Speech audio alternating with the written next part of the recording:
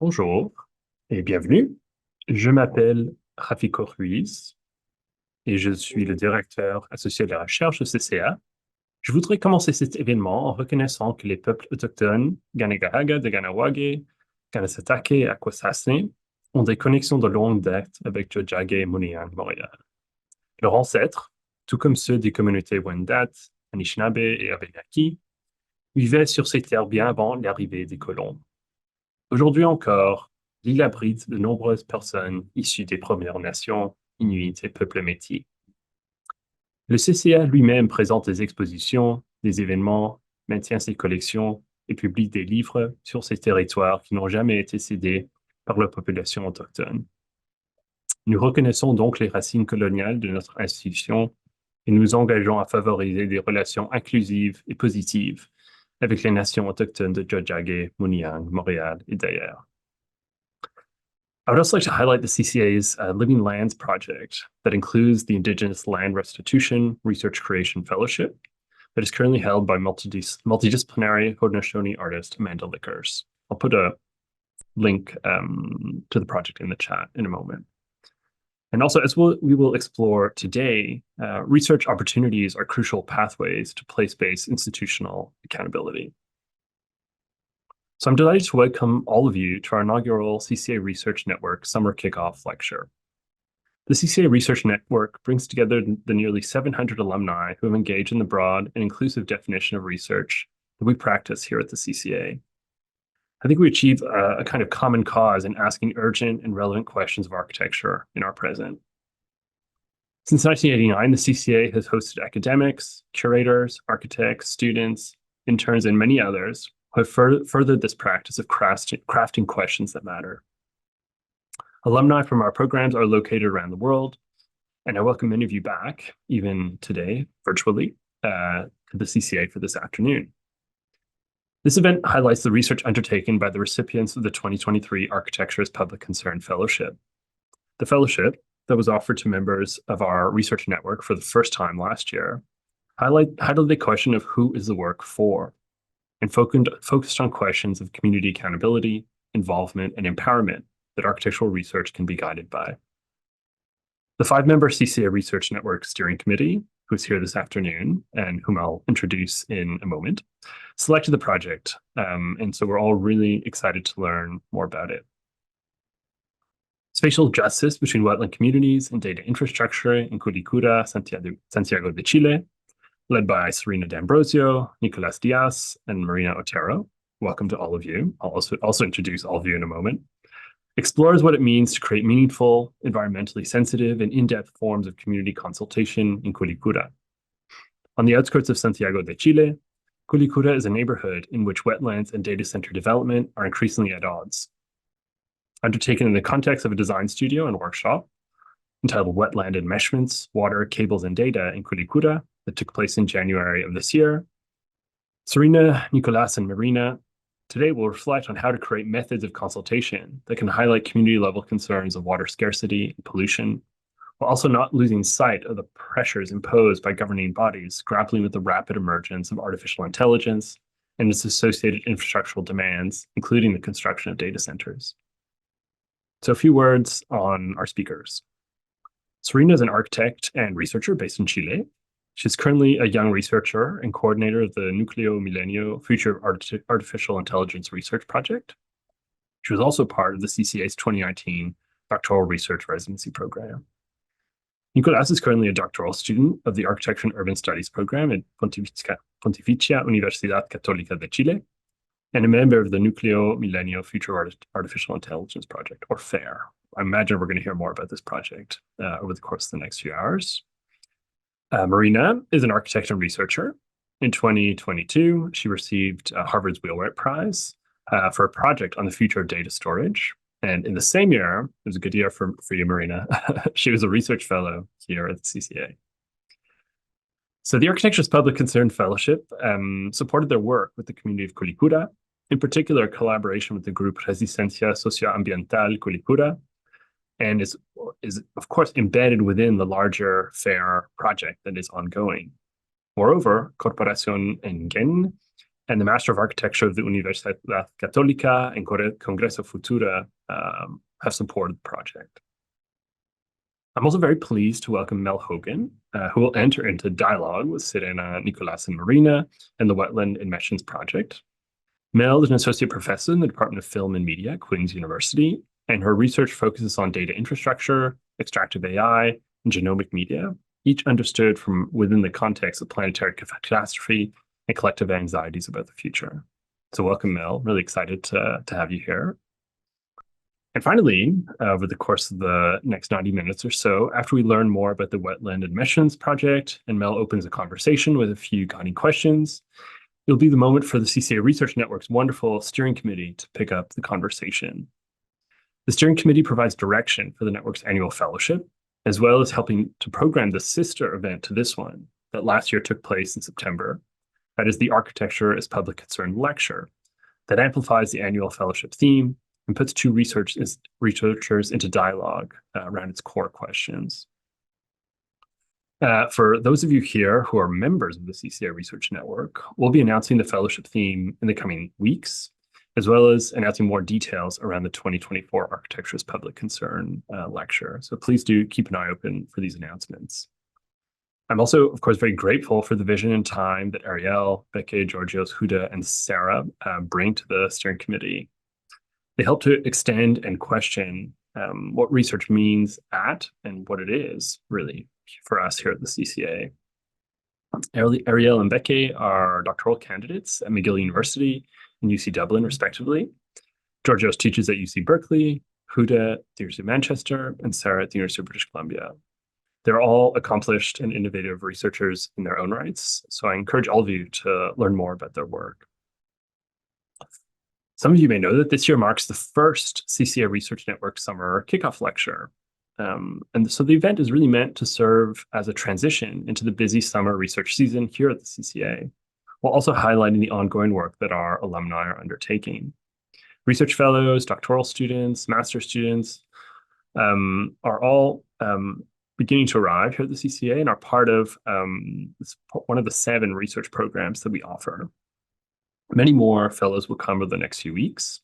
And so this space here today is a space and time for us to gather, both for those who are part of the network and just generally for the public at large, to further question what research can be when it's guided by commitments to public concern, accountability, and well-being. So now, Serena, Nicolas, and Marina, I'll hand it off to the 3 of you. Then, as I said, Mel will offer a few thoughts, followed by the committee, and then we'll open it up to questions and comments from anyone joining us online.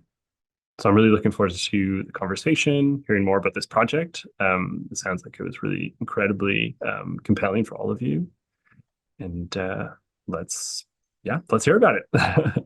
Thank you very much, Rafiko. So for the lecture, always I will start, then Serena will follow up and Marina will close.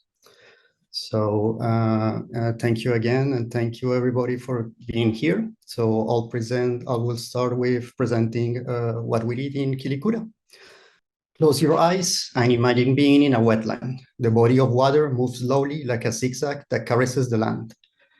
Its surface, barely rippled by the breeze, reflects a mosaic green and blue. Along its perimeter, vegetation grows in disorderly abundance. Tall grasses and rebellion bushes intertwine, forming a natural wall that protects the watercourse.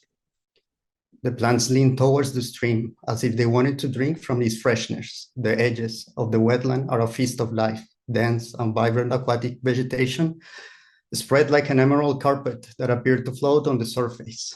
These aquatic plants with their round leaves create a genuinely undulating textures.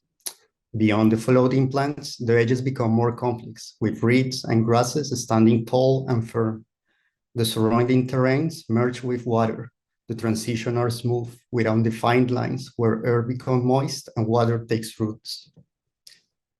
This corner of nature, in its purest state, is a heaven of peace and testament to the delicate balance within an ecosystem. It is puzzling to observe from a map perspective how the wetland polygon drawn in the declaration of urban wetland by the Chilean Ministry of Environment in Quilicura, intended to represent bodies of water and living ecosystems, adopt such a linear and geometrically sharp and precise shapes.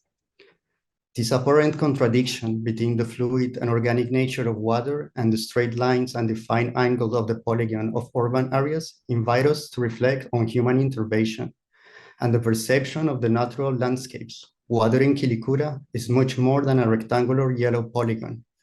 It relates to the growth of the totora, used in traditional weaving techniques, to the coipo, the popoya, the becanina, but in recent years for digital thirst. Every day, water droplets from these wetlands and phreatic naps navigate through the cooling system of a data center, a labyrinthine heat-emitting server building. Pumped through its pipes, it absorbs the heat, safeguarding the digital processor from overheating. This heat exchange is vital for our insatiable demand for data, an intricate dance of heat allowing the famous data cloud infrastructure to exist in South America. This data center is composed of two buildings of approximately 32,590 square meters, characterized by a generic and hermetic appearance due to the absence of windows. These concrete boxes constantly emit mechanical noises that reveal their continuous operation. Protected by a fair line of cooling towers and water tanks, these buildings hide a little-known space that runs 24/7 at the expenses of Quilicura ecosystem, an apparently immaterial entangled cloud where data, heat, and water allows our daily interdependence with digital information. Since its inception, the cloud has been marketed as a content-free or spatial and geographical counterparts located somewhere. This occurs due to ontological assumption about the relationship between human information and the physical environment. To look at a data center is to witness the massive storage, exchange, and processing of digital data. As the global race on AI continues, major technology companies are ramping up computational activities, increasing the demand for data storage and computing. This forces data centers worldwide to consume exponentially more energy and water for operation and cooling, often overlooking their environmental impacts. We can no longer afford to overlook the environmental impact of the cloud, large language models, or AIs. Their design cannot be the source of ecological devastation. In order to map this more than human assemblage, we propose to incorporate a backend perspective, that is, to start mapping what happened behind our screens. Today, to have a backend view means to journey into the places where data centers are located. These territories are currently sites of socio-environmental conflict caused by the resource extraction that allow their operation. In Quilicura, Resistencia Socioambiental Quilicura engage in activist practices based on the revealing the water consumption of data centers built in their surroundings. Aware of Quilicura's industrial nature, Resistencia Socioambiental members understand that they cannot stop the Chilean government agenda to develop the country's digital infrastructure. Their work, therefore, has been to seek other ways to resist the uncontrolled depredation of their wetlands.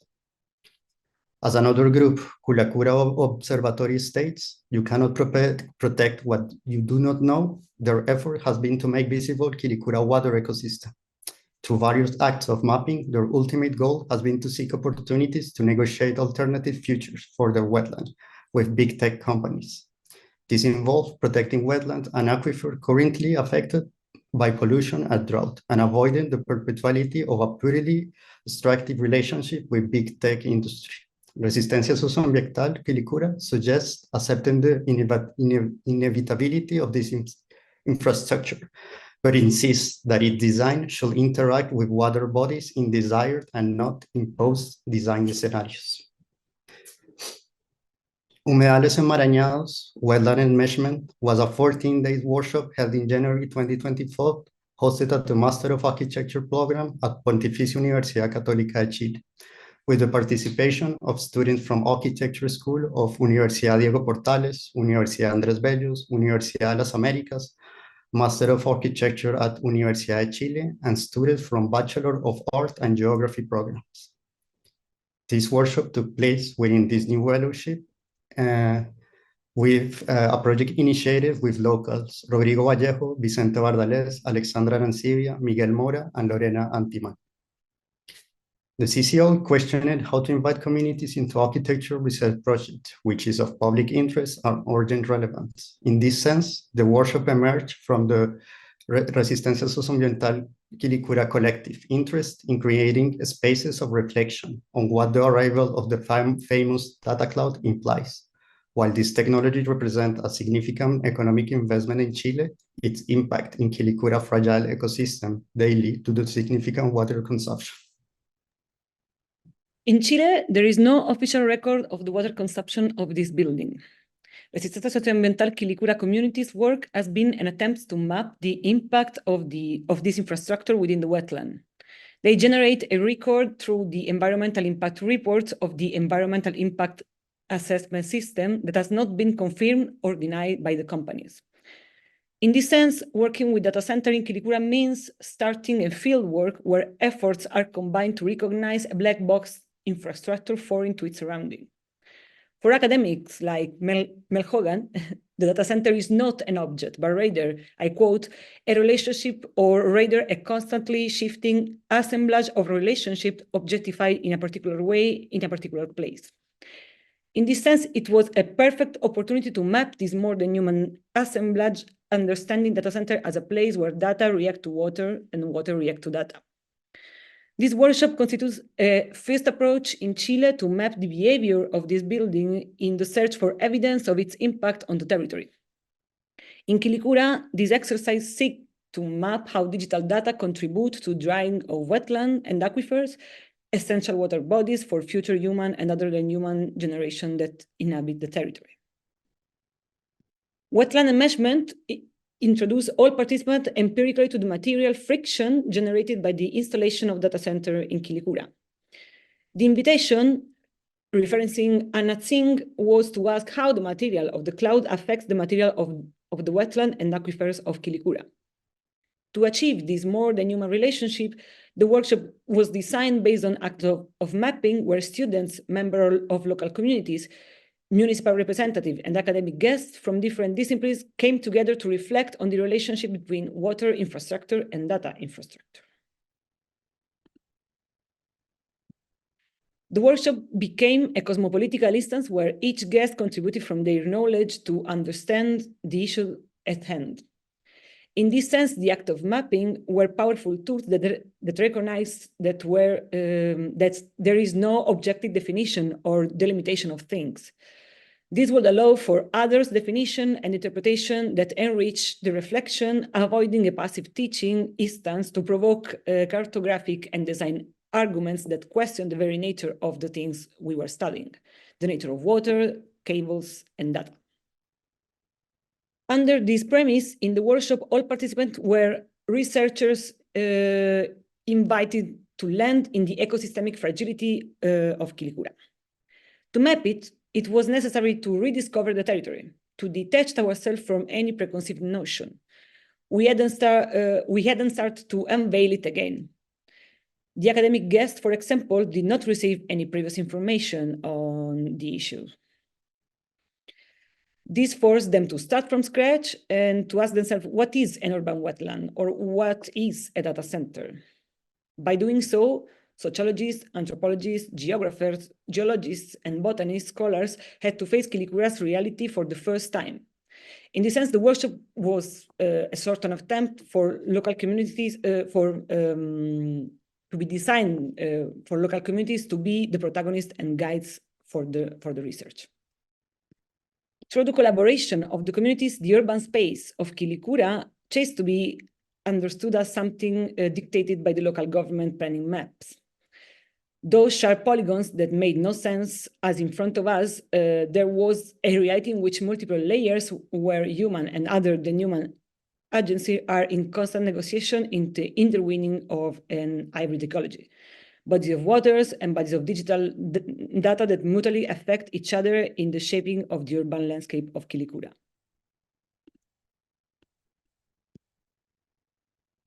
At the end of the workshop, students' works were transformed into an exhibition as a counter cartography exercise to reconfigure the relationship established by corporate and governmental narratives that surrounding the arrival of data center in Chile. The students, through the exhibition, presented their own narrative that was a narrative that arises from the empirical experience of walking through the wetland, the exteriors of data center, and having shared with the local communities, knowing firsthand testimony from local authorities, social environmental groups, and neighbors. Intuitively, the students use mapping as a tool to advance their argument, and inspired by the data cloud metaphor, the room was enacted as a data cloud in the form of a constellation of maps. The central piece, a large map hung in the room, reveals and simultaneously questions the human limits imposed by regulatory bodies. This reflection arises from the simple exercise of overlaying the human delimitation and the very nature of the wetland, an alterity that grows and shrinks according to its seasons. This recognition led to a design based on the idea of a limit, where students propose, for example, a data center as a physical and technological limit around the wetland. The new design reinterprets the nature of the data center, proposing a non-extractive data center wetland that collects data about the wetland with the public space to connect with it. The mapping of digital infrastructure also helps understand the material fiction dimension of the data center. The consumption declared in one of Quilicura data center would fill 6 Olympic swimming pools each day. This comparison inspired another group to reimagine the infrastructure that carried water to the data center as public infrastructure, a counter-narrative visual operation seeking to make public in the space the data and water mobilized by data cloud. On the morning of January 2024, with a temperature around 35 degrees in Quilicura, a group of approximately 40 people gathered in the central hall of the Municipal Cultural Center to attend the public presentation of Humedales Enmarañados results. The nature of the audience was varied. Neighbors, activists, journalists, professors, and authorities from the involved institution, or simply people who happened to pass by. At the center of the room was the main piece, a cartography of Quilicura's wetland area suspended a meter from the floor with nylon thread hanging from a wooden beam.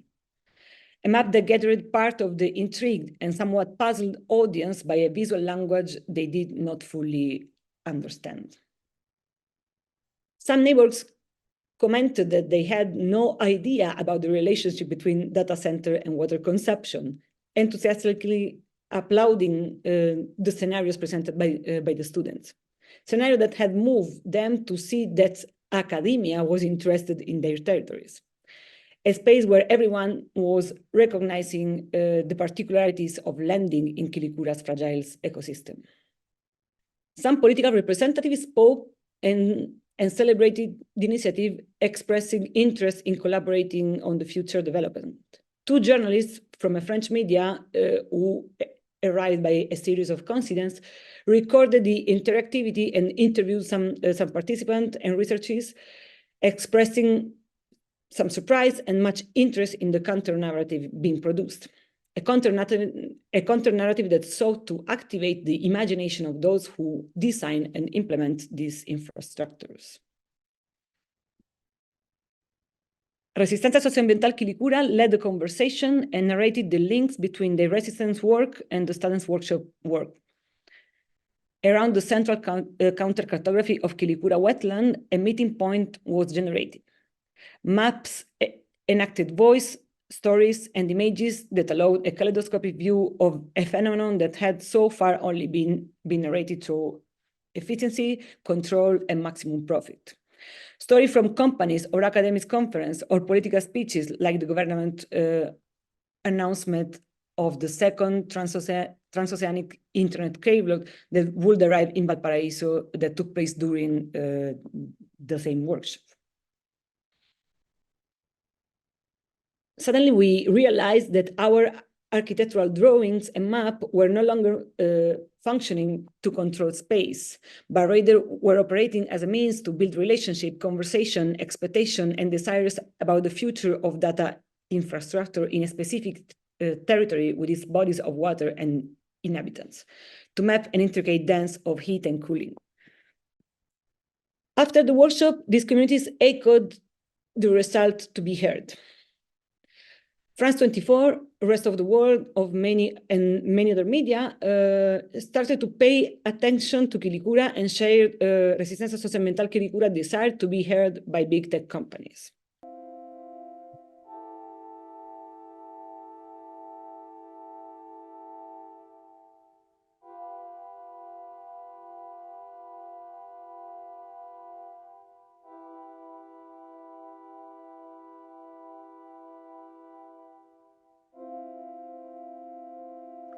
El Ministerio de Ciencia, y está acá nuestra ministra de Ciencia, Isabel Echeverri, que también está realizando una tremenda labor, va a presentar el segundo semestre de este año el Plan Nacional de Data Centers. Chile alberga 22 data centers y esperamos la llegada de 28 más, porque las características de nuestro país generan un ambiente seguro y predecible para poder invertir en el largo plazo en esta materia.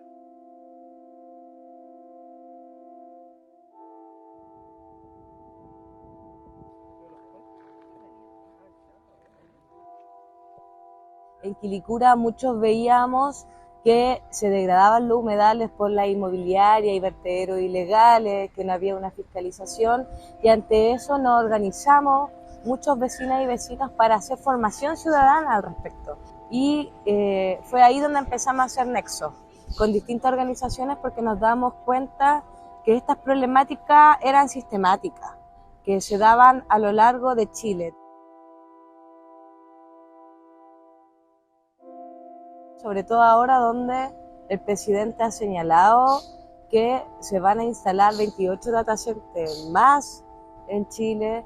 Es por eso que es muy significativo que las organizaciones tengan esos nexos y puedan incidir en estas políticas públicas, en hacerse parte también.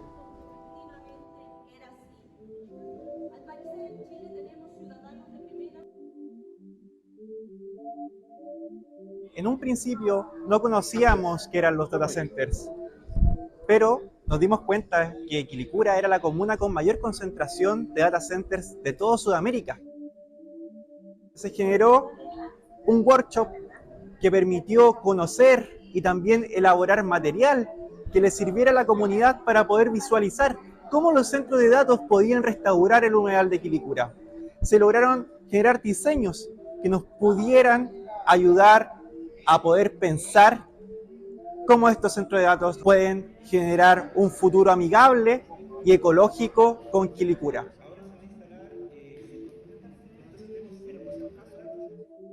Que cumplan con medidas de sinergia con la energía que están produciendo y que generen medidas para poder generar calefacción domiciliaria. O si están gastando agua y la están evaporando, que esa agua pueda ser condensada y poder ser utilizada para poder restaurar sistemas hidrológicos como son los humedales de Quilicura.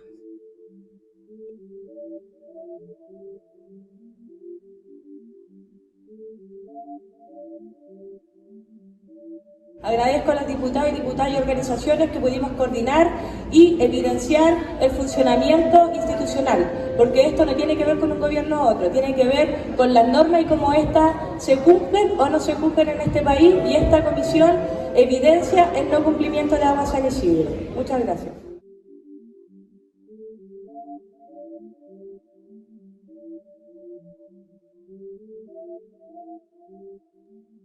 So the credit of, proper credit goes to Nicolas and Serena for organizing the workshop. I first came to Chile while I was doing research on lithium extraction, and soon I was interested in looking into the entire, following the pipes. Previous work, I've been working on automation, so it was just natural to follow pipes from automated factories to data centers and to the mines where many of the elements that are powering the system are coming from. And Chile obviously was one of these territories. So in one of the research trips I did also to look into data centers together with Nicolas, we met Rodrigo Vallejos and other people from Resistencia Medioambiental Quilicura, Socioambiental Quilicura, and other movements who had been protesting data centers.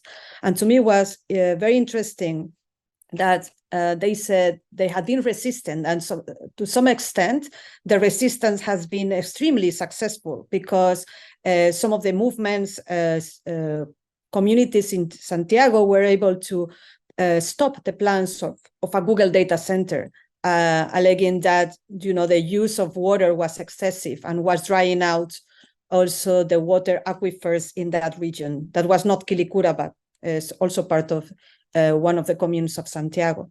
And to us, it was striking what they said, we will continue fighting, but we are also tired of fighting. We want to negotiate. And they asked us if we could help negotiate that space between these movements and the institutions. The fact that we all work in institutions, at least at that moment, I was working in an institution full-time, and Serena and Nicolas, they are also part of the university. We thought that we can try to navigate that space with them. And in a way, regardless of what was our opinion of we have to continue being resisting these data centers or trying to negotiate some outcomes, we wanted to support the community. What is interesting to me is like this transition towards renewable energies is just adding more energy. So if you can see here, this information doesn't come from communities, but from, big companies or companies that analyze trends. And this is just saying that our consumption of data production and storage is just growing continuously, to the point that there is a mismatch between the capacity of existing data centers to store data and the data that we are producing. So there is more data, or we will produce more data than what we can actually store and process.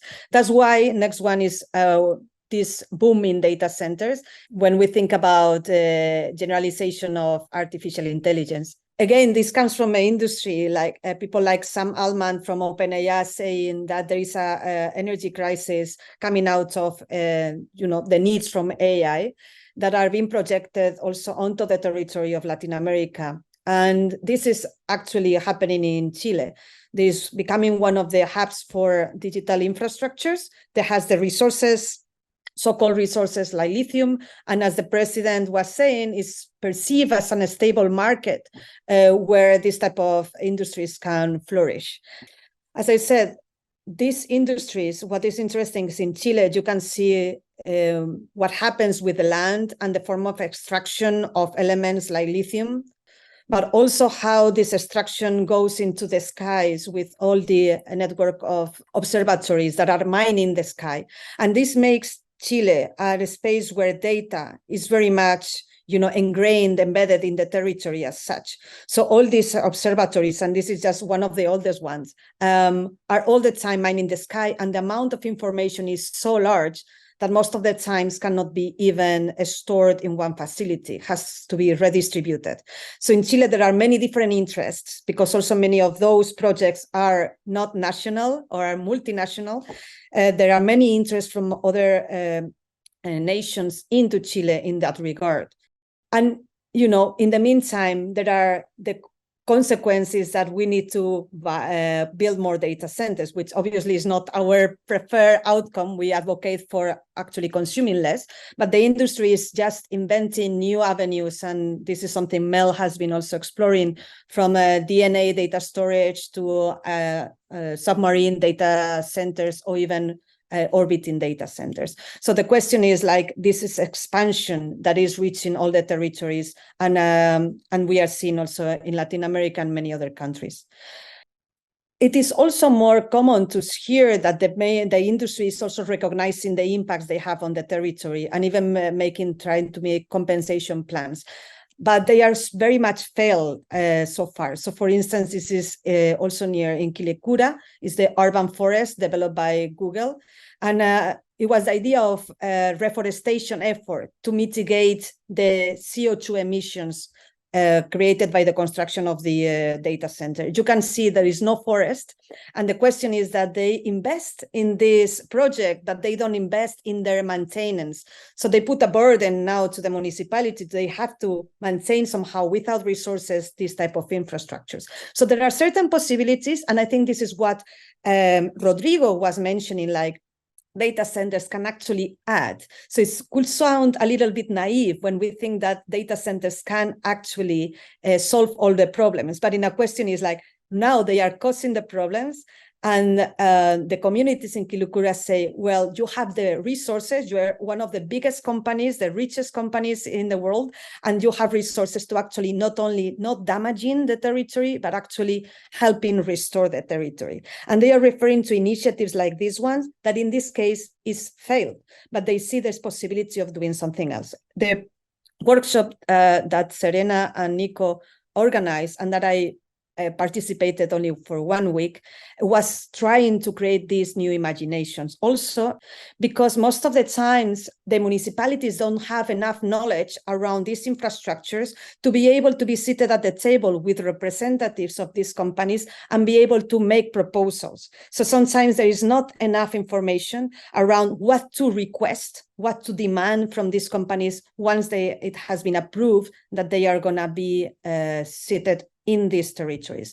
So we organized this hybrid forum with different representatives from Quilicura, from the government, Resistencia Socioambiental Quilicura, the National Prize of Science, Jaime San Martin, people who has been working with communities around extractivism and data, Paz Peña, and many others.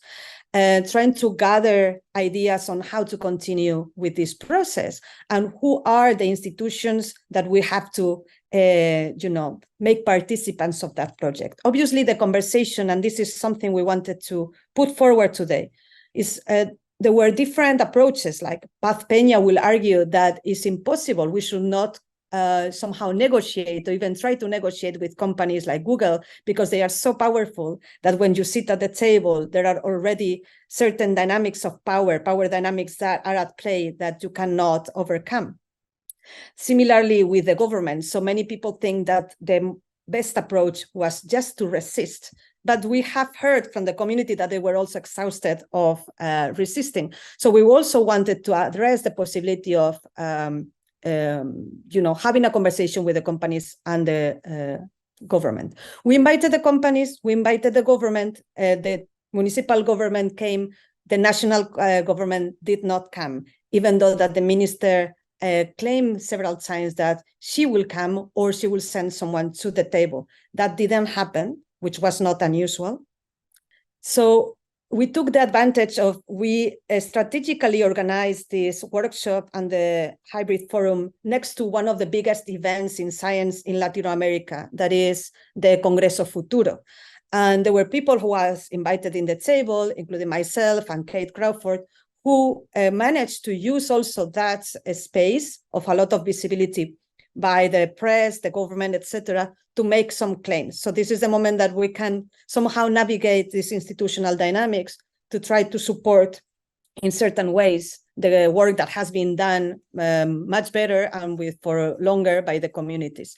So we were able to put on the table in some of the newsletters that have the largest circulation in Chile, even that they are a bit populist, and also in places like CNN, this question, to put pressure again to the government that didn't sit at the table. The idea was not only thinking about, when we think about architecture, Serena and Nico that have shown many works by the students, we are also thinking about how to put there also prototypes of different ideas of how to design differently the data centers from our point of view as architects, or publishing books in Spanish also that can circulate and can help to continue the conversation. In the meantime, what has happened, next one, is that because of all the work done by the communities and in a little way also our own contribution to it, this environmental tribunal again stopped or reversed the approval that they gave to Google to operate in Santiago due to the concerns around the water usage. And this was quite a blow for Google, but also for the government, because as you can imagine, as many other governments, they really want to attract investment. So soon after, Chile, the government announced that they wanted to do a national plan for data centers, that you have seen a little clip in the video that shows the president announcing it. We were a bit disappointed because it seems that the national plan wants to regulate data centers, but also with the idea of creating more investment. So it's not, only for environmental reasons, as you can imagine. But in that moment, the government did approach us. So at the moment, Serena, Nico, myself, Resistencia Medioambiental Quilicura, all the other associations that have been protesting data centers in Chile are part of the development of this national plan. So we are meeting online. There will be meetings in the next months. And we are trying to, see what are the possibilities. So in addition to thinking of data centers differently, working with activism, but also with regulation and new legislation. We have the references of some of them in Europe, in Germany, in Norway, in Spain that is being drafted. None of them are completely satisfactory. We hope Chile will go even farther. That's our aim. And if it's not the case, obviously we will continue working in the way we have done. And these communities are also aligning forces with other communities around the world in different countries that have been encountering the same extractivist practices around the digital infrastructure. And they are also sharing information on how they are creating opposition to these plans in the different geographies. So this is where we are at the moment, in the middle of helping somehow craft this plan and steering the plan towards a space that we think it should be. And we hope that we will have good news in September. But if it's not the case, I guess that we will continue pushing even further. So thank you so much. Wonderful. Thank you for sharing all that. I'll give you a hand, a virtual hand. And incredible that it sounds like you're really in the middle of it. Like meeting, I imagine, kind of ongoing over the course of the summer. I mean, I have many, many questions actually exactly around this kind of let's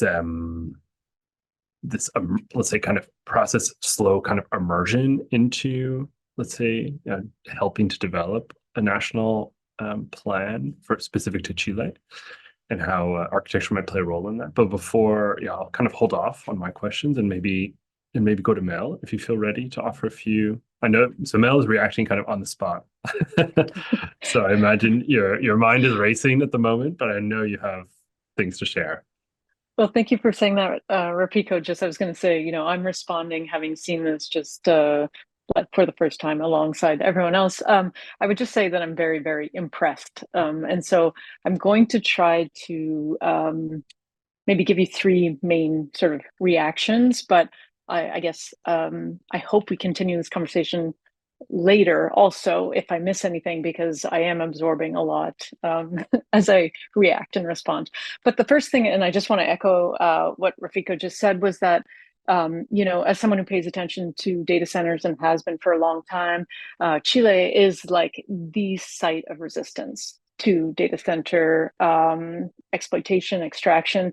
And so I just want to sort of reiterate this point that the pushback, the resistance is really has huge resonances. And I would say, it's difficult because it's my research interest. So of course I am noticing this, but I do think that over the last 10, 15 years, the public has become more aware of the impacts of data centers, environmental and otherwise. And maybe AI has pushed folks, it has, with all the hype has come almost equal amounts of pushback. A lot of that has been on the environment, and a lot of that has been, interestingly, on water. So I would say what's remarkable about your work is that there's been, folks researching data centers for the last decade or so. But what I'm noticing in your work is that and I'm guilty of this as an early data center researcher is that I would write about it more conceptually. It was like data centers out there, you know, those buildings, sort of general assessment of data centers, where this work is really intimate. It's really site specific. It's really grounded. And I think it's much richer as a consequence. And I think it's more impactful and there's more potential for change. So I am sort of rethinking the last 10 years of my life, thinking, what have I been doing? Because it should have been more like this. It should have been a lot more activist in orientation. So that's my first point, is just to say the resistance is felt and it's magnificent. And I think you're a big part of that change. And then the other one is when Nicolas when you started speaking, you were reading, and I thought it reminded me of Ursula K. Le Guin has this really great saying that science explicates, but poetry implicates. And I thought as you were reading, the sort of the choice to go at it sort of poetically, to kind of lull us into a particular kind of attention to nature, its boundaries. I thought, wow, that's doing a lot of work to make us feel something, right? To not just like give us facts about particular interactions. So I really appreciate just thinking about your work also as something that has to shift how people feel about the political and environmental issues. And then it made me think of this other concept, solastalgia, which is Glenn Albrecht, who is basically, it's a kind of nostalgia or kind of like sadness about what the planet used to be, like that we've lost that particular sense of home. And I thought that was like kind of imbued in all of these. It's kind of an activism that has a lot of sort of a lament for a world like what it forecloses when we think of data center and AI companies and big tech sort of telling us what the future is going to be, and also, you know, what sort of in terms of the environment at the expense of what. So there was a lot of like solastalgia, sort of a longing for a better world, and also a recognition that because we have turned to these techno fixes that manifest as data centers and other things, that we've lost a little bit of the planet that could have been, right? That we have other imaginaries of this. And then the third point was more about water itself. I was thinking just that water in relation to data centers, you know, can be thought of in so many ways. And I'd love to hear more about this, because I can say for sure that 10 years ago, if you talked about that relationship, people were like, it was a bit odd to connect those things. It felt a little bit forced. And now we know that we need a lot of water to cool servers. There are new technologies, but water is still, you know, used often to cool servers.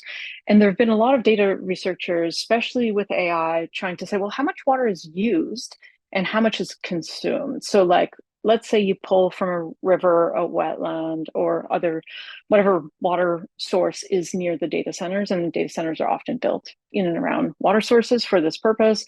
How much of it returns to the quote unquote environment, and in what form? Because water is often purified. It's more purified than drinking water when it's used to cool servers. So what's interesting is often they'll say, yeah, but then we send it back out into the river, into the wetlands.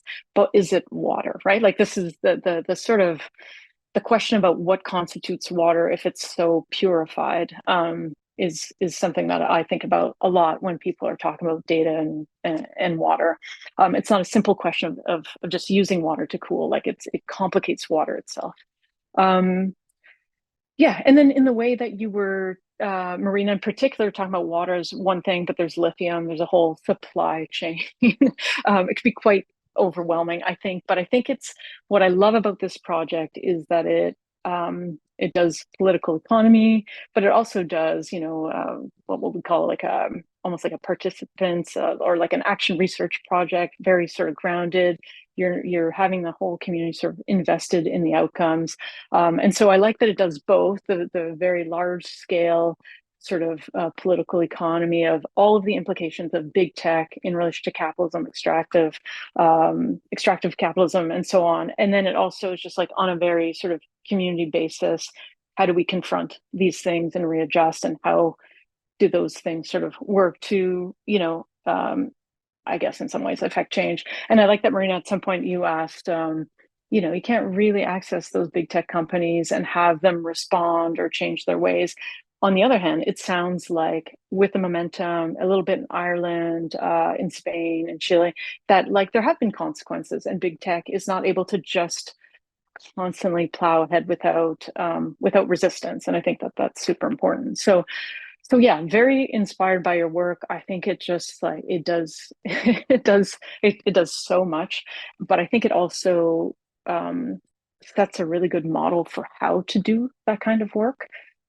Because I think as a global issue, it would be a good model sort of for others to adopt and replicate in other communities. So yeah, very, very impressed. And those are my initial reactions, but I really hope to just continue this conversation. I look forward to the questions also from the others.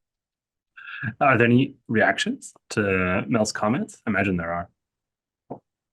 I mean, just to say that, Mel, your work has been fundamental for us because we learned to understand what a data center was and what it does and how to read it in relation to these other forces, thanks to your work. So we can only be now doing the work we do because we have been able to follow your work and the work that you have done in so many levels.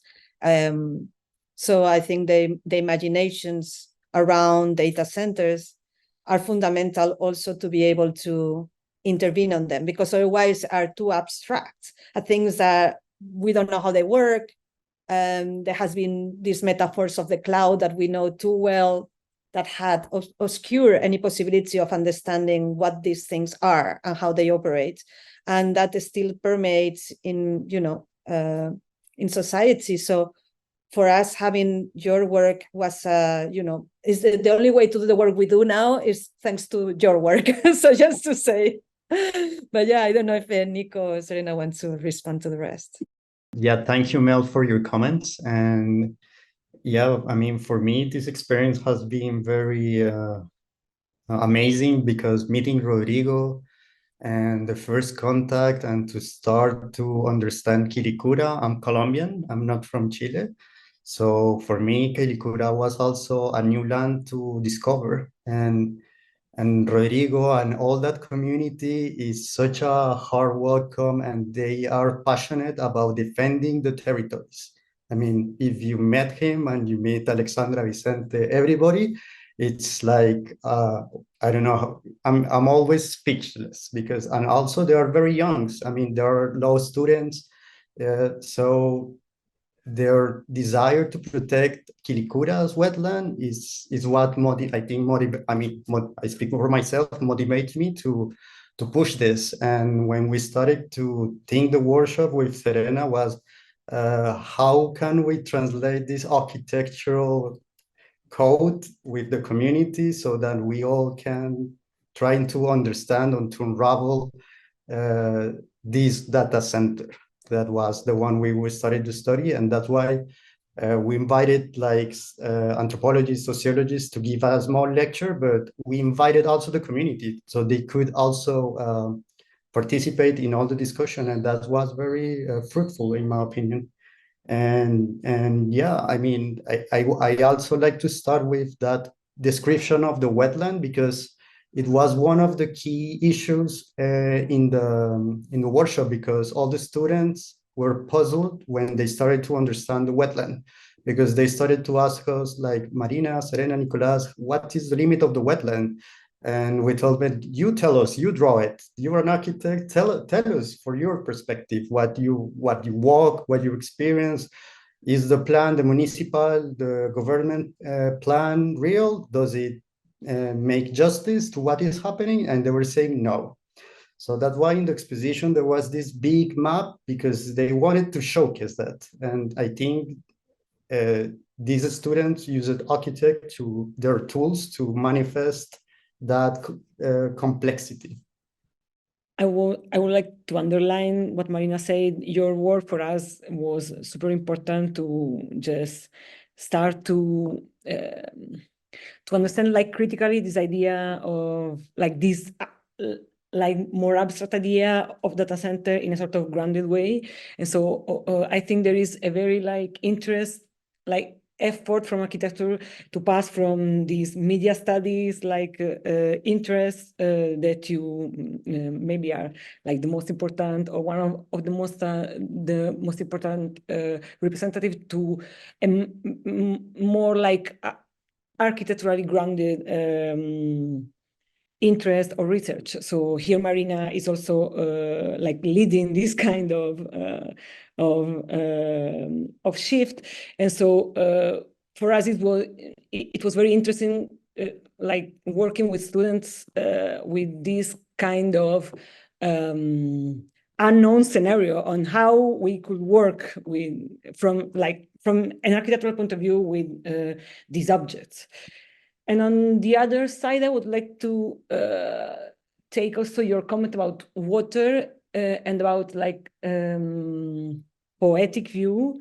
And I think what we understand is that basically these buildings being conceived as a sort of very abstract box in this kind of blue flat background are very like specifically connected with the territory. So I think what we tried in the fieldwork was to try to see this connection.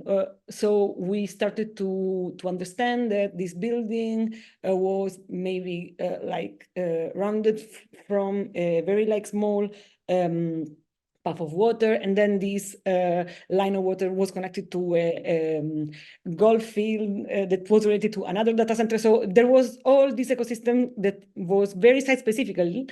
And so I think maybe what we can like add to this kind of previous work from your field of research is that we can maybe like visualize with drawings, map, etc.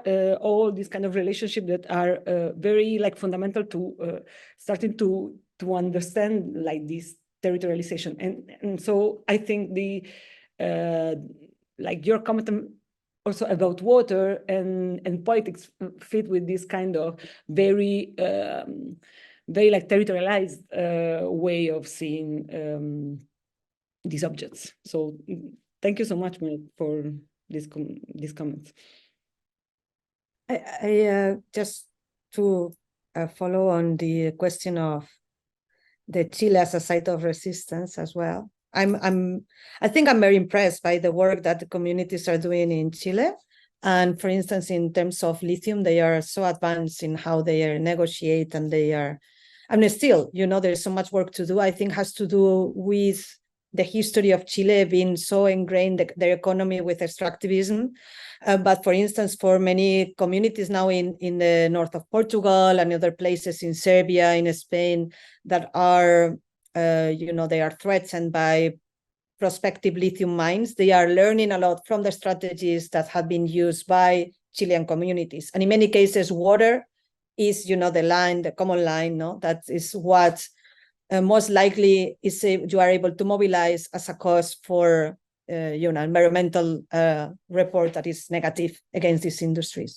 So I was discussing this before with Rodrigo. What is that has created this you know, this community work? And they were also pointing to all the estallido social, no, that happened in Chile, all these protests for a long time. Everyone was extremely mobilized, politicized, so they understood their position as political subjects, and that they didn't they have to take the streets to actually, you know, bring about change.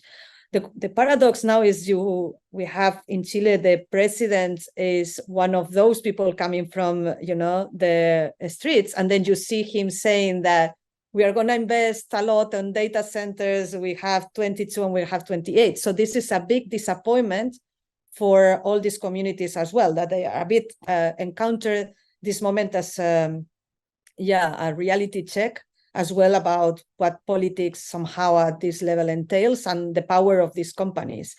So that's why we are also trying to create alliances with other territories that are undergoing similar processes, and they have also similar conditions, climatic conditions, because obviously the Nordic countries, as you well know, they are very advanced in certain regulations. They have laboratories and that are thinking about new projects or new prototypes from data centers, but their climate is a very advantage in certain ways. So now we are trying to see, okay, what if Chile and Spain and Australia and, they align somehow in creating certain regulations that are a bit more strict. And everyone is scared of doing that because they think that then the investment is going to go somewhere else. But I think the idea of creating these alliances, not only from the point of view of the communities, but also, and we are also trying to put, to make links between the governments who are trying to legislate to somehow they feel involved, empowered to be able to regulate. So, but this is very inspiring. For instance, I find very inspiring what is happening in Chile, because in a way it's leading the way to many other places. And as you mentioned, other places like, Ireland as well, and in the Netherlands, so these places are, I think are fundamental to setting the rules for the game in the years to come. So that's why we are, grateful that we are able to be there and have the support, in this case also of the CCA, to organize these moments of gathering that, even though they are small, they can be very powerful as well. Mel, do you have a response or quick, anything you'd like to add? I think I don't have a response, but I'm really struck by the idea of, protester to sort of, to someone who becomes sort of the voice that is pro investment, pro development. And I'm trying to sort of I'm trying to reconcile that in my mind, just because, people, I think, ultimately are like well-intentioned. So if we assume that this person is well-intentioned, what is the process by which you start to understand things in that way? And I think, well, the narratives from the data center industry, from AI, especially as governments increasingly consult industry over researchers or other activist groups or community groups, it can be quite a compelling narrative. And so sometimes I think that would be a nice site of intervention to see, like, what is the exchange there that would convince kind of an activist that there is, I don't know, maybe some hope in development. What is the promise of the AI and data center industry in terms of revitalizing or doing something for which the grievance is real and exists, right? Whether that's like bringing people out of poverty, or if it's a drought situation, like what is it that data center and AI industry brings to the table that is compelling enough for someone to go from protester to sort of pro data center developer? So I think that has just stayed with me, and I think it's a good maybe site of future exploration for us all, maybe. Yeah. Thanks, Mel. I'm still holding out. I'm not going to jump the queue here, because I also see Diogo already. Maybe, thanks, Diogo. We'll get to questions here in this in the kind of Q&A function of Zoom very soon. And so if others want to jump in, please do. And I won't ask my question, but I'm just kind of surfacing, because I think I also saw Rodrigo here in the participant list, if he's still here. So I imagine he could probably jump in as well, and others potentially from Quilicura who might be with us in the audience. But this kind of parallel between a kind of social activist exhaustion and environmental exhaustion, those kind of twin phenomena and how they go together. And then this also, as all of you mentioned, and Mel, you mentioned with the question of water recirculating. And I think maybe it was even Rodrigo in that video noting this kind of recast water that can be put back to work in the community. And so I find that was such a kind of I think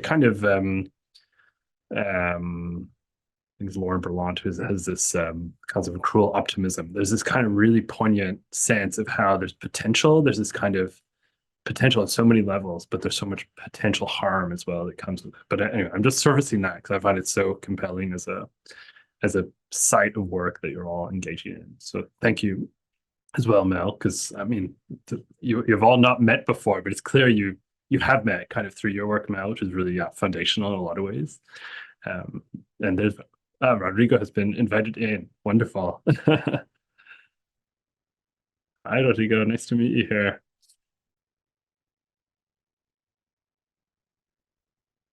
Hola, hola, ¿cómo están? No manejo mucho el inglés, así que le hablo en español. Muy bien. Hola. Hola, Rodrigo. Podemos traducir un poquito después también. Sí, si quieres Y bueno, decir algo, Rodrigo, y podemos traducirte. ya.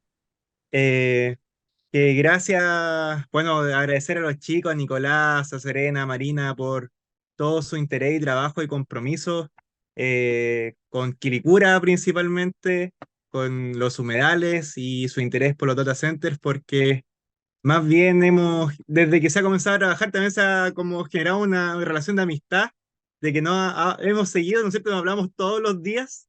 eh, y un poco obsesionados con los data centers también, pues, o sea, como todos obsesionados con los data centers, obsesionados con los humedales de Quilicura, y bueno, seguimos trabajando. Ahora, como los chicos comentaba y como comentaba Marina, estamos súper atentos a cómo se desarrolla el Plan Nacional de Data Centers, porque somos los representantes de la sociedad civil, también los chicos ahí desde la academia, y ya estas próximas semanas comienzan las participaciones ciudadanas del Plan Nacional de Data Centers. Y eso es sumamente importante de cómo va a ser el futuro de la infraestructura de centros de datos en Chile. Porque al menos nosotros tenemos 7 puntos planteados dentro de este plan, que justamente, ¿no es cierto? Ahí lo mencionaron también los chicos. No, bueno, se los mencionó. ¿No es cierto? El primer punto es que los centros de datos dejen de usar agua o ocupen el agua, el menor agua posible. Segundo, que utilicen energía renovable para el funcionamiento de los centros de datos. Tercero, que sean carbono neutrales, o sea, que no emitan o omitan la menor cantidad de CO2 y también de gases de efecto invernadero. El tercer punto, que exista una plataforma pública de información donde los centros de datos publiquen mensualmente cuánta agua gastan, cuánto energía gastan y también cuánto CO2 o gases invernaderos se están emitiendo. Eh, un cuarto punto sobre que existan compensaciones ambientales e inversión social de los centros de datos en los territorios donde se instalan. Eh, el quinto punto es que... Espera, se me van los puntos. Te vas para el sexto. Sí, pero el sexto punto es que estos centros de datos sean autosuficientes energéticamente hacia el año 2035-2040 y también que generen sinergia con sus procesos productivos. O sea, por ejemplo, lo que comentaba en el video, si es que si es que los centros de datos, ¿no es cierto?, por ejemplo, producen calor, ese calor sea reutilizado para calefacción doméstica, o si están usando agua y esa agua que evaporan, porque uno, por ejemplo, pasa fuera de Google en Quilicura y están todo el día evaporando agua, o sea, salen desde sus torres de refrigeración, sale mucho vapor de agua. Entonces, lo ideal sería poder captar esa agua y que sea condensada y esa agua poder reutilizarlo, por ejemplo, en los humedales de Quilicura, que están viviendo un proceso de sequía y de desertificación, porque Quilicura es la comuna más al norte de Santiago. I'm going to translate what you said quickly. So Rodrigo said that, that thank you for the work that we have been doing together with them, that we have become not only colleagues, but friends, that we talk every day on WhatsApp. And this is a very important moment because we are facing now the next steps of the national plan for data centers. So in the next weeks, there will be like public consultation processes, and this is the chance that they have to put forward some of these points that they have, and they are very clear about the points that they want to put forward, and they read as follows: like the first one is to use the least water possible. So it's like using systems that don't drain the existing aquifers and that have a very low consumption of water. The second is use renewable energy. The third is being carbon neutral and have the least emissions. of greenhouse gases as well. Fourth is to create platforms for transparency around data center consumption. So all data centers have to publish information about their consumption of energy, water emissions, and so on, so we can monitor, because right now is something that is very obscure.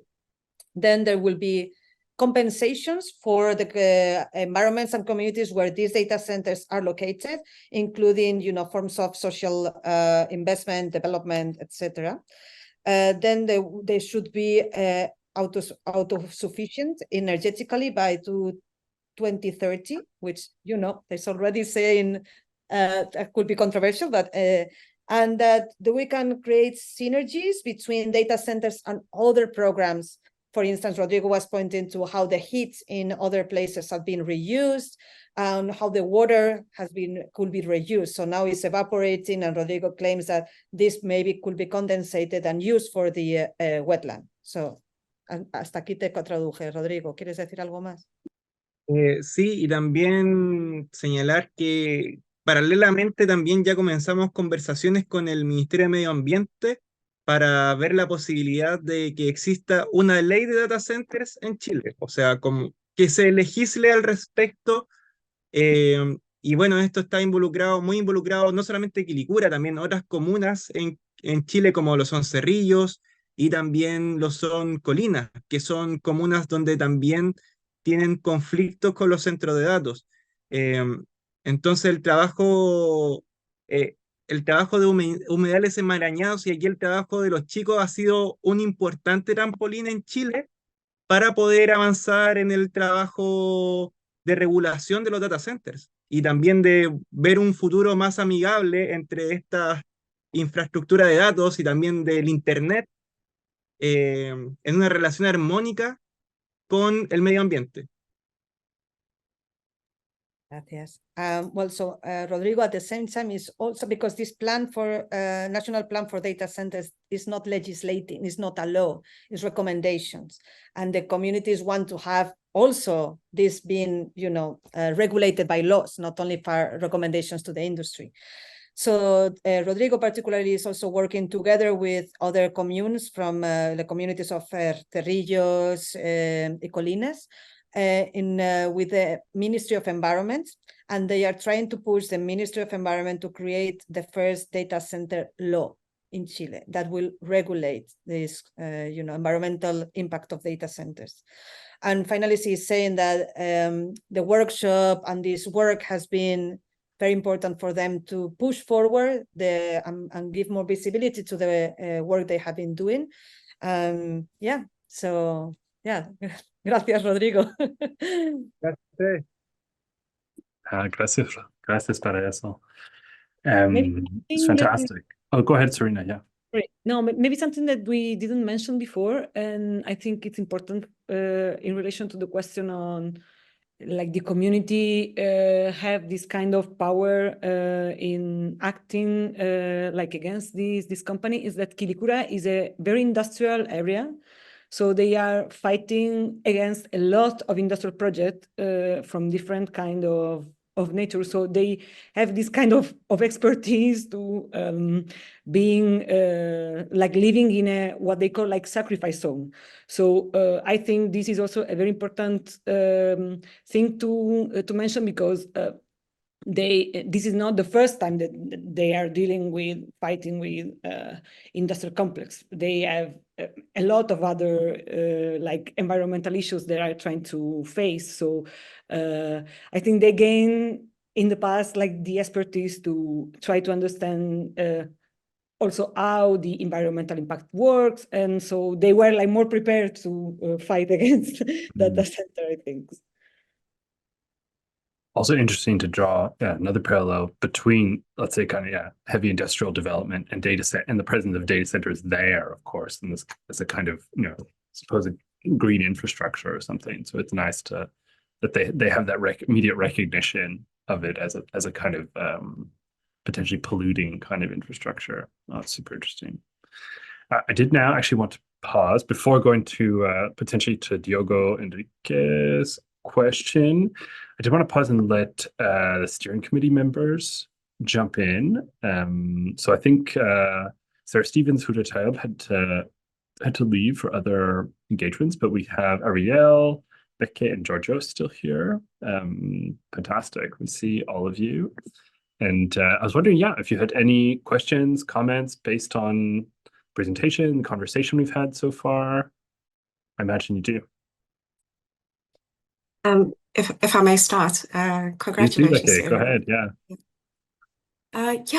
I would say congratulations on this wonderful project. I think our aim was to respond to local spatial issues by recognizing and addressing neglected areas in the discipline by supporting the promotion of inclusive research and local solutions. So I think by this, I mean, we hope to encourage critical thinking and empathy as core professional skills for those who aim to create research solutions in spaces that truly serve local and diverse populations.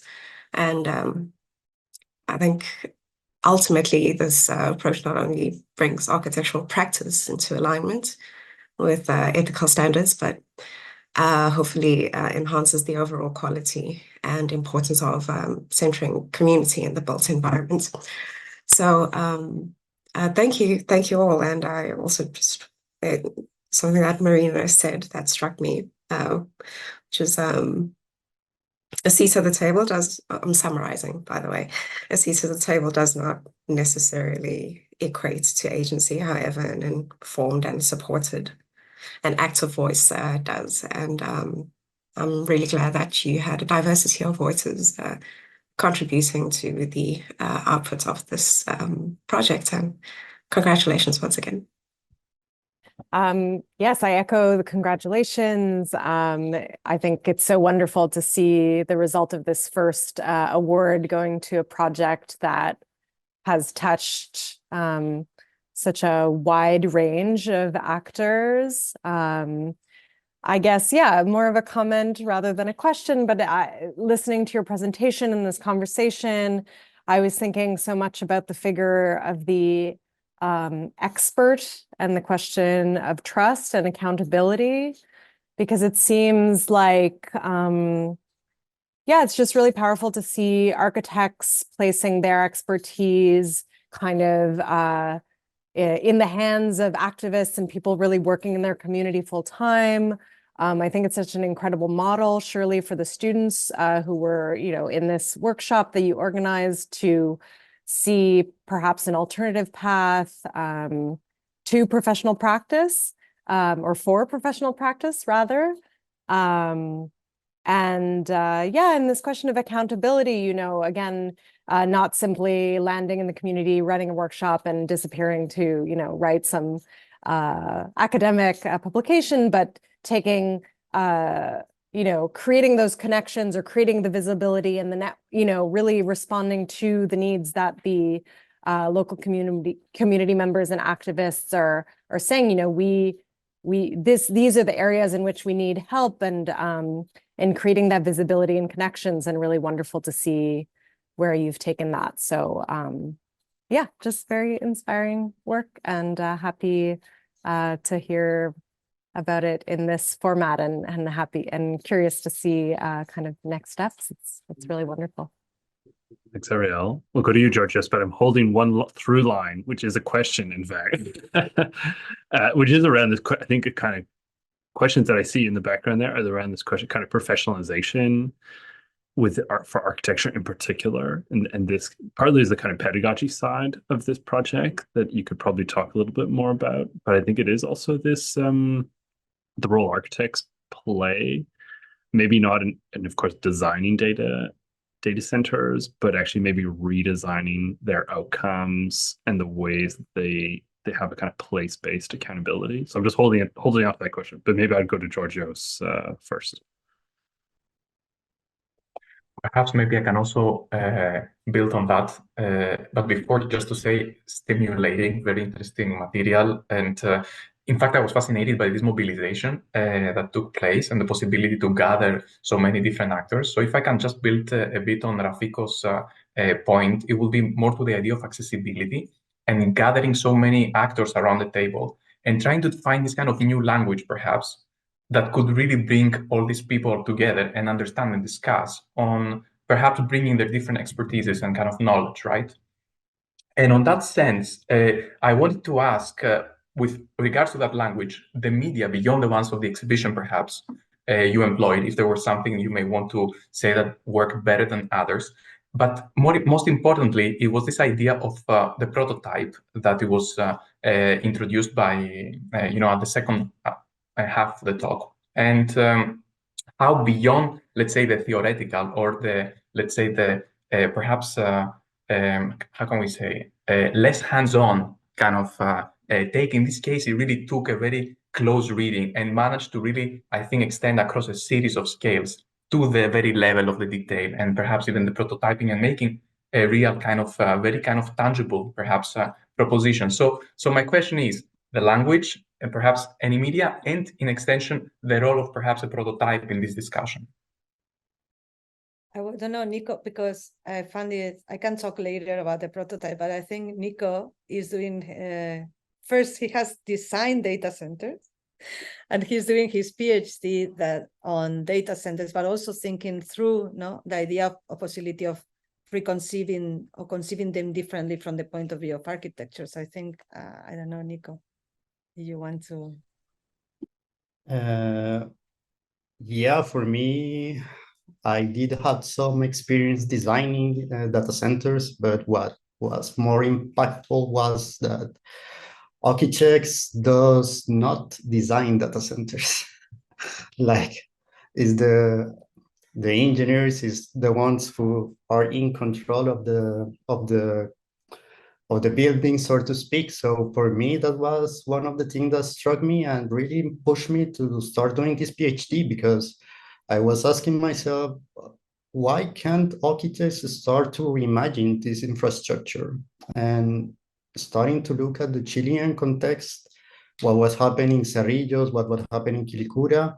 And when you start mapping the data centers conflict in Chile, each data center represents a specific environmental fight. So it's not only water. For example, in Huechuraba, there are the mountains that are at stake, and the people are trying to defend that. So for me, it started to make sense to approach the data center like from a material aspect, to really understand how this design is not really taking into account the territories at all. Like, it's just like a black box that lands itself, and and trying to start to speaking with the locals was really insightful, because I mean, I participate in those firms, but I mean, locals have more ideas to how to this kind of building has to integrate in the territories. So the languages, for example, in the workshop was those drawings, but Resistencia Socioambiental, more importantly, was the exhibition trying to use social media and trying to use the students' discourses to mobilize their needs. But yeah, I mean, I think we are trying to prototype because we don't really understand I mean, for example, to this day, we don't know the Quilicura's data center consumption. So it's always very foreign to us. It's not something that we can understand really. So no one is, in my opinion, no one really is an expert. And that's what we want to push forward in the workshop. No one has more knowledge. We want to go there and discover. And through that experience, we can start to share ideas. I think Marina can complement. No, for the prototype part, I think, well, it was incredible, the type of thinking that came out of the workshop. And I think generally architects, we are very opportunistic, and yeah, many times we make problems even more problematic, even worse. So it's not always that we stepped in that is good news. But I think what we can offer somehow is to, as Nico was saying, reimagine the relation between these infrastructures and the territory, whether through energy, water, emissions, and also the relation to other programs. Also, questions about should this be something controlled by a big company, is something that could be decentralized. If it's decentralized, how they will be integrated perhaps in other infrastructures, even domestic ones, or one at the level of the neighborhood. So we were inspired by also the work that many people that Mel has been referring to in the writings, both artists that have been imagining, different ideas of how to deal with data and relating to data, but also other laboratories in places like RISE, in Sweden, that they are also prototyping. So we also try to prototype ourselves because we think it's important to go through, as you were saying, all the scales from direct opposition, more activist way, but to legislation, and to also give ideas on how things could be different. And so perhaps it's difficult for us, at least, to go to Google and to say, hey, why don't you redesign data centers differently? But what we can do is to be seated with Jaime San Martin, who is actually in charge of one of these supercomputers, one of the supercomputers in Latin America, that is in the Universidad de Chile, and they have to make a bigger one. And we are like, oh, Jaime, why don't you take this opportunity to redesign this infrastructure? So then we can, it's a form of showcase that there are other ways of thinking about these relations, this infrastructure and the territory. So perhaps it's easier also from research, academia, and so on, to also give examples of how differently it could be, from art, from architecture, from science. So that's easier for us also to convince a research center, as we have done also in the north of Spain. That was the prototype we show. Than perhaps a company that for which profit is their priority. But at the end, that's what we're trying to do, to operate and attack the same problem from different points and try to be, to see something actually clicks. And I would like to add something, is that, for example, Chile had a history reimagining the internet. There is the CyberSyn project that during the Allende government. So also the Chileans has this connection with data that is also fascinating. So, I mean, here it's very, I don't know, Marina showed the connection with astrology. So basically it's data, you can see data everywhere here in Chile. So that's also very interesting. Serena, did you want to add anything? Just making sure. Yes, maybe something related to like the way in which talents use this idea of prototype. I think it's super interesting because there was this kind of way of using a sort of again, abstract way of thinking objects in a sort of laboratory, but grounded in a sort of very specific way. So project by students that were most speculative were most a sort of grounded prototype. So I think this was very, very interesting because it related to what Nico said before, that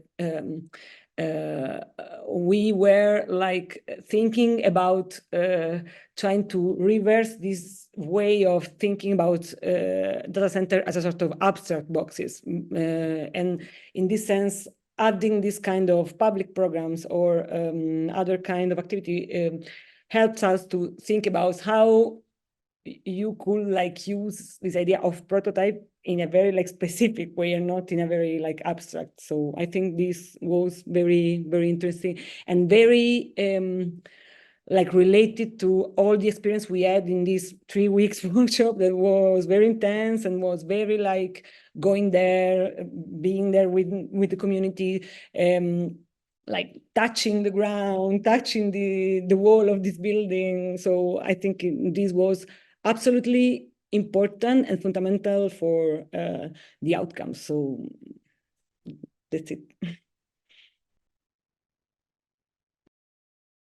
Wonderful, thank you. I mean, I did it just because the committee shared their questions and comments, is to kind of maybe draw a connection between, because the Architecture with Public Concern lecture we had September of last year with Samia Henny and Jay Pather was around, partly with Samia's project was this question of history of French nuclear testing in Algeria, but this kind of archival traces that need to be resurfaced to create a kind of governmental accountability.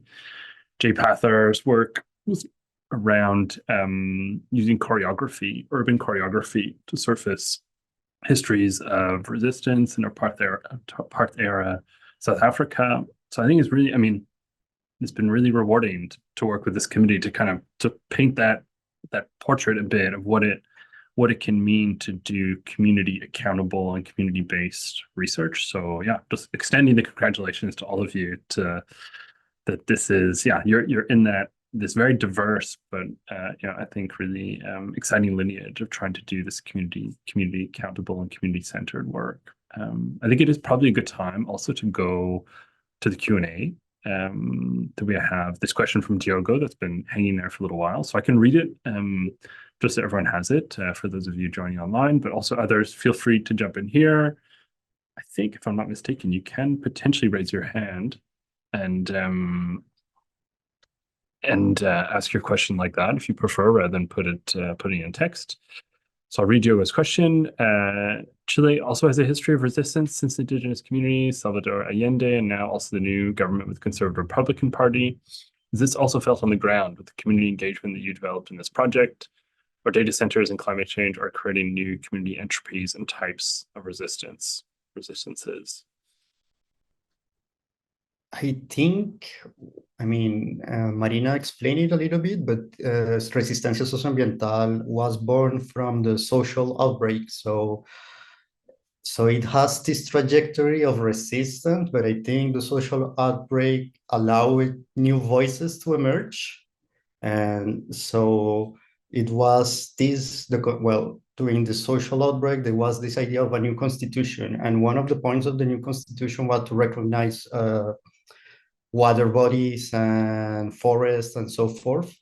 And I think Mosacat, there is another community, was especially committed to the water. That was the community that stopped the development of Google in Cerrillos. And Mosacat inspired, I think, Resistencia Socioambiental. So all the small movement that's starting to arouse with this climate conscious started. So it's like a merge, both the tradition, but this was a key point to new voices. Yeah, and I was thinking about this recently because, for instance, if you compare it to mining, it's common that some of the communities where mining happens are also participating in mining for different reasons. So they end up being mining themselves or part of, employed by these companies. So there is a much more, let's say, intimate relation between the extractivism and the community itself. And, all this creates a lot of fractures also in the communities themselves, not only in the ground, but also in the social relations of a community, that some of the members participate in these industries and benefit from them and others don't, or oppose them.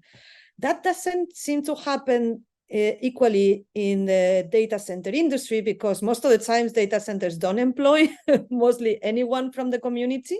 So the relations that these communities have with these industries and the forms of opposition, the forms of negotiation are quite different.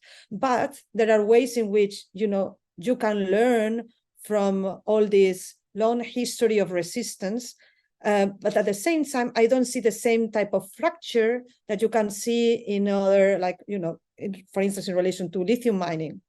I even see it in Portugal, the kind of tensions that are pro or against. Here, there is much more somehow, a more cohesive approach to resisting these industries.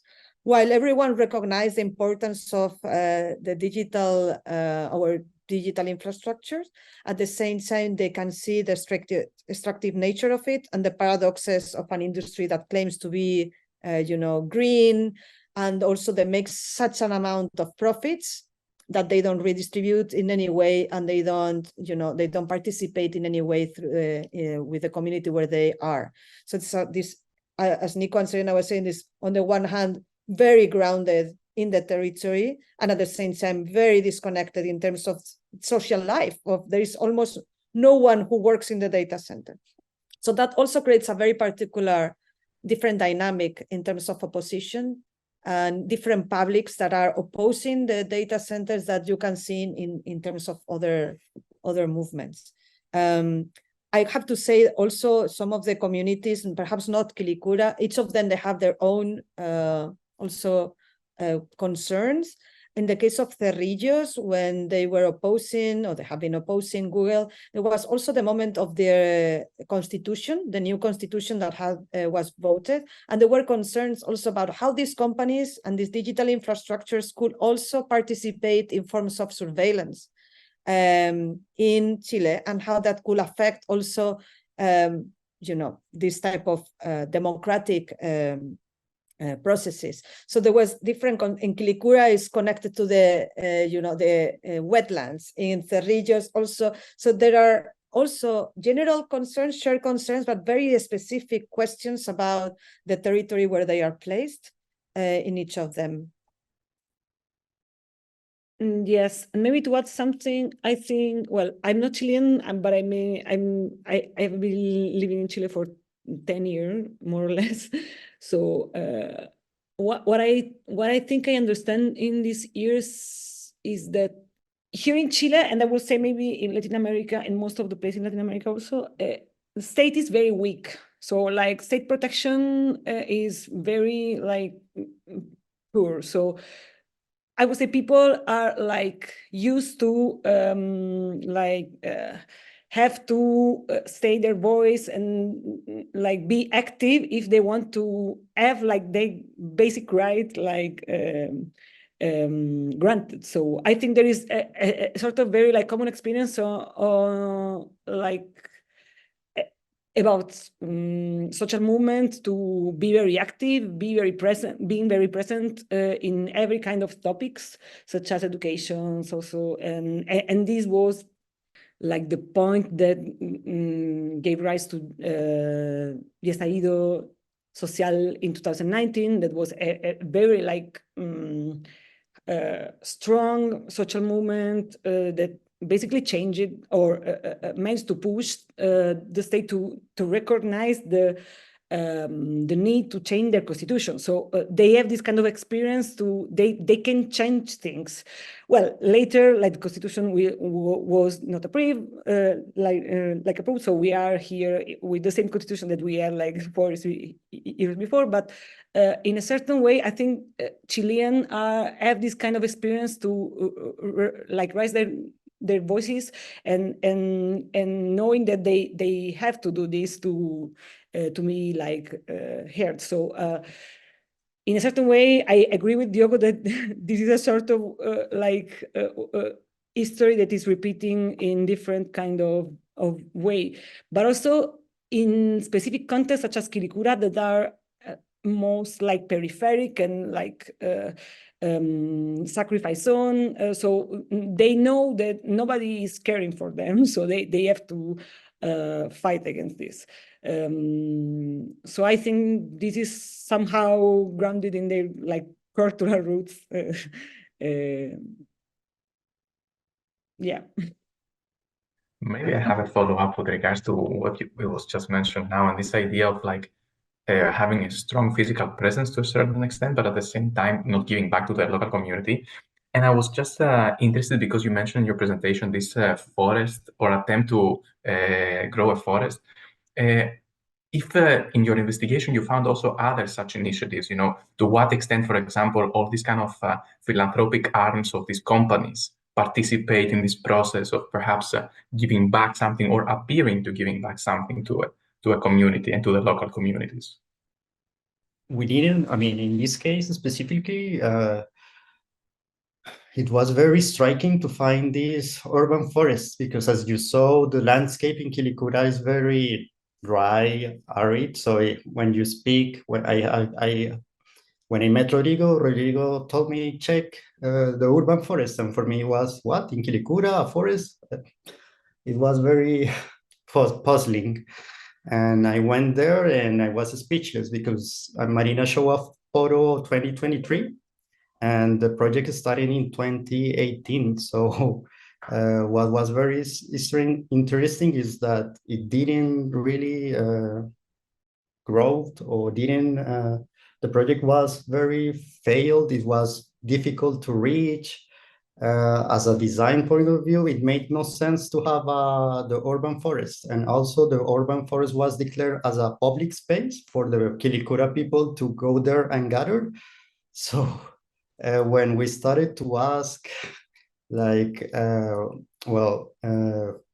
this happened, no one really had an answer. So, and also it was very interesting. In the one hand, you have the communities trying to save their wetlands, and on the other hand, they are trying to make urban forests. So there is a disconnection between what are the compensation and what are the communities wanted.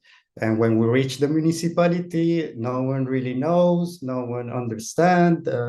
So it was, I mean, the companies have the money to make such project. There is a communication gap or something is not working there. But I mean, there are also projects such as they made an office to capacitate, they made some 3D printers and so forth. But at the end of the day, what this community wants is the water stewardship, like to grow this wetland. So, I mean, that's the struggle. And this urban forest is like a statement that when you check the media press, the first month, everybody was celebrating the idea, but it never took into account the communities. It was not a public concern. Maybe it was a political and agenda or propaganda. So that's why it failed, and now it's struggling to grow. Yes, it seems that during like last year, other kind of like philanthropic activities start to begin. So there is this Microsoft activity for entrepreneurship hub in Quilicura. I think there is another one that is just appearing right now related to the construction of a like recycle point. But what we think is that it seems it is difficult to find a sort of way of mixing like actual need with their like economic effort, like to compensate. So as Marina mentioned before, like our also attempt to sit in the same table, like municipality, architects, engineer was to, and community was also to try to say maybe an urban forest was not necessary. Maybe we should hear before like community and starting from these kind of needs to think about what they should do or what it could be built in relation to compensation. So I think it's a sort of mix between not joining efforts or not like coordinate ideas, possibilities, needs, and also maybe they are not obliged also to do this kind of compensation. So this is a sort of voluntary way of like compensate. So this is a sort of mix of things. Yeah, maybe I just want to say that I find it interesting, at the same time very problematic, the idea of compensation, because somehow it seems that it legitimizes these companies to continue having an impact on the territory, and then they give something back. So I think that is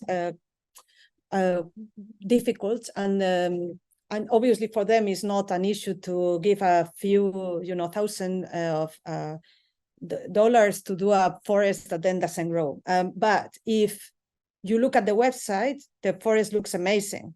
So the idea, so it's when you go and then it's like, hey, wait a minute. So then you start doubting or questioning all these different initiatives that are sold by the companies, by the PR teams. And then if you visit them, most of them are a failure.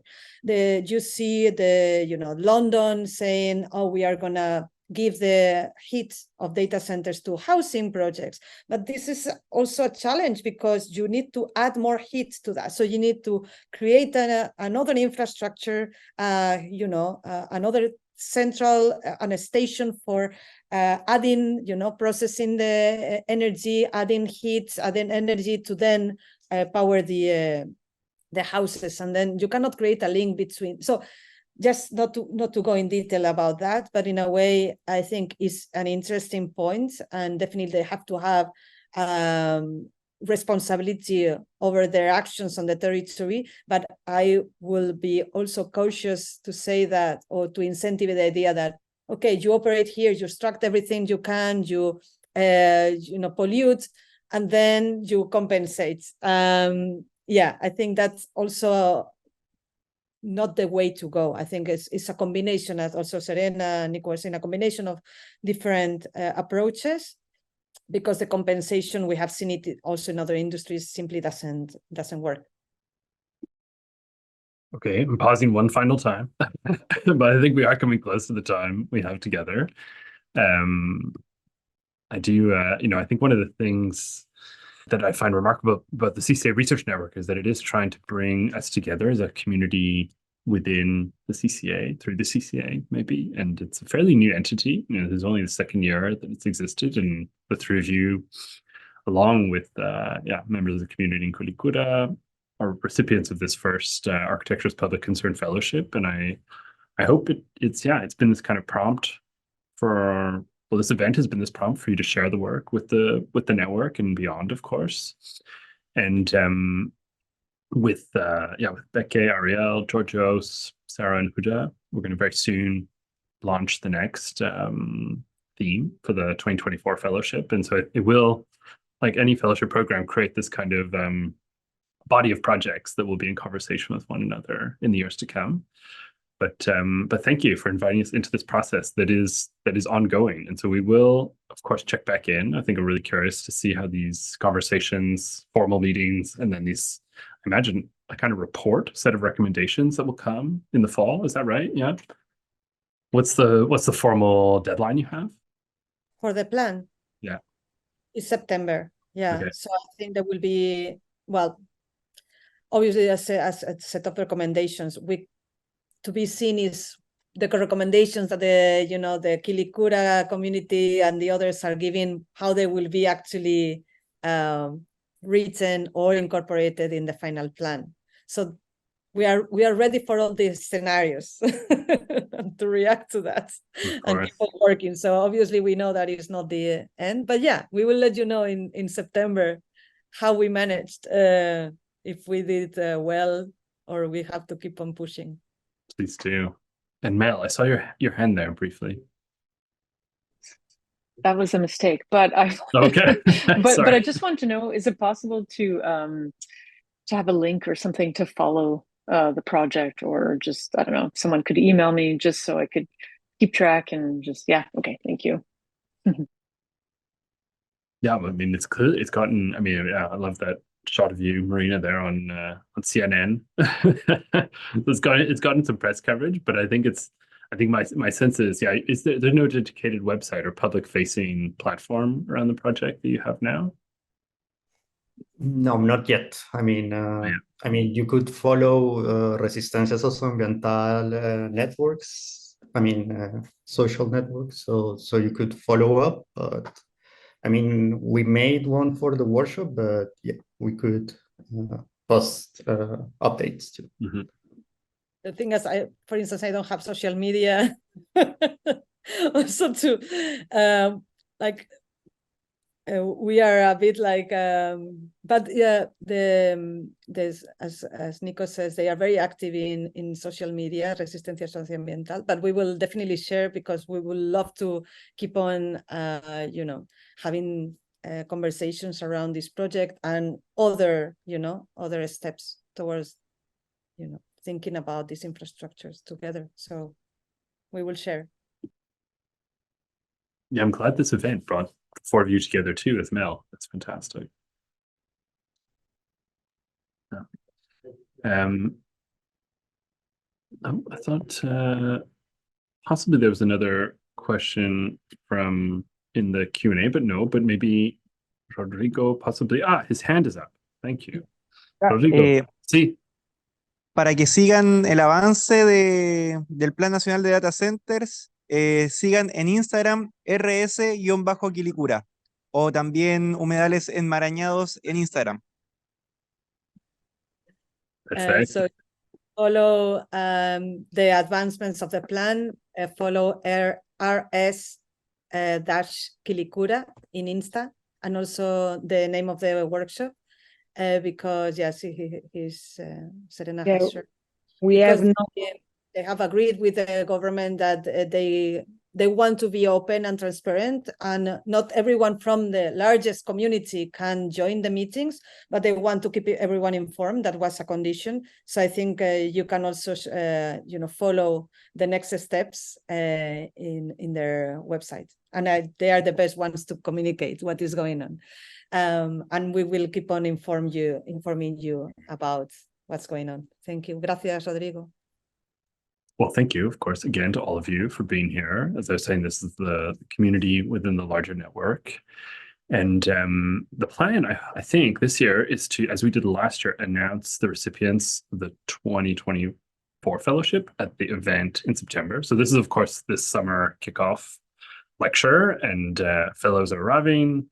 PhD students are arriving in our next couple of weeks. Our toolkit for the Today seminar will take place during the week of July 22nd. We're actually going to post some info on that publicly very soon. So those of you who have been here know what that means. Kind of intense week coming up in a bit. And of course, we have research fellow seminars here at the CCA over the course of the summer. Those are in-person events. We will have the CCA Window Research Institute Symposium online on August 6th. So that is a hybrid event that you can all join. And yeah, just look out for opportunities to connect with the network and stay in touch with us. I mean, that's the important thing. I did want to close as well with thanks to, firstly, Isadora Chiquan Marinier, Coordinator of Research here at the CCA, who's with me in the room, monitoring the chat. Also helped all of you get your links and get organized. Also, our public and digital teams who helped pull together this event. And yeah, this will, I imagine, be the start of this tradition of annual, let's say, kind of summer kickoff lectures, and then we'll have the September fall lecture to close this kind of research season at the CCA, as you all know pretty well.